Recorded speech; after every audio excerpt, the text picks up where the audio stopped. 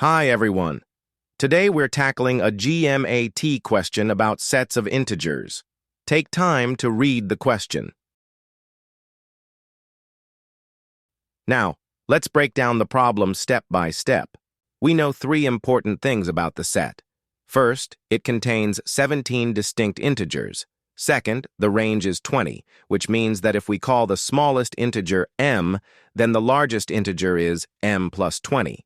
Third, the median is 10, and since there are 17 numbers, that is, an odd amount, the median is the ninth number when the set is arranged in order. Now, since the median is the ninth number, we have 8 numbers that are less than 10 and 8 numbers that are greater than 10.